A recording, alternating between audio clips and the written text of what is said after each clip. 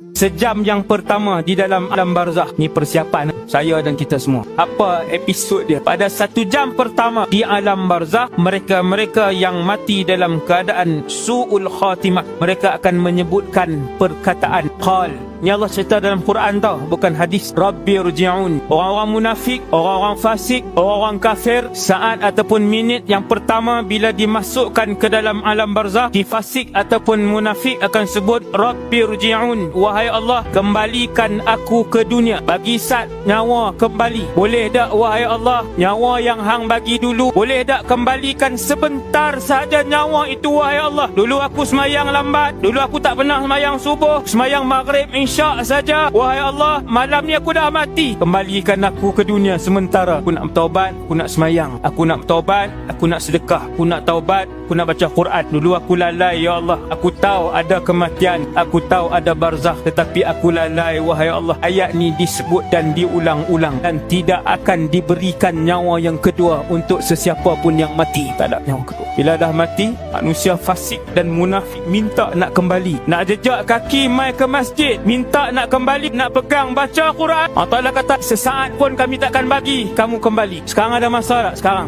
malam ni ada masa tak? Ada masa. Masih bernafas, masih bernyawa, masih diberikan ruang oleh Allah Subhanahu Wa Ta'ala untuk sujud. Banyakkan solat, banyakkan amal ibadat kita, peluang masih ada. Seseorang itu apabila diletakkan di dalam kuburnya, maka manusia mula meninggalkannya seorang demi seorang. Yang paling lama berada di situ adalah anak-anak dan isterinya dan ataupun suaminya ataupun ibu dan ayahnya. Tetapi apabila sudah melalui beberapa jam, ahli keluarganya yang terdekat pun akan meninggalkan kawasan perkuburan itu. Tak ada harta yang akan tunggu, tak ada ahli keluarga dan kekasih tercinta yang akan tunggu kita di sisi kubur kita untuk tempoh 10 hari. Maka semua akan meninggalkan kita. Apa Nabi sebut? Keadaan yang sangat menakutkan, sehingga orang yang berada di barzakh pada hari kematian itu mendengar bunyi derupan tapak kaki yang meninggalkan kawasan perkuburan itu. Semua tinggal. Anak dia tinggal, suami tinggal, isteri tinggal, semua orang tinggal. Kawan-kawan lagi awal. Nabi kata sekadar tempoh itu, maka dia akan didatangi 2 orang malaikat, seorang bernama Munkar dan seorang lagi bernama Nakir. Dua-dua malaikat ini akan mendudukkan orang itu. Wallahu a'lam. Roh dikembalikan. Macam mana cara? Wallahu a'lam. Saya tahu teori saja. Kata Rasulullah, kedua-dua malaikat itu akan mendudukkan dia. Kemudian mereka akan mula bertanyakan soalan-soalan yang kesemua kita tahu, iaitulah soalan man rabbuka, siapa Tuhan kamu. Maka lidah yang fasih, yang kehidupannya penuh dengan ibadat dan ketaatan, bukan berdasarkan ilmu dan PhD dia, berdasarkan amal kebaikan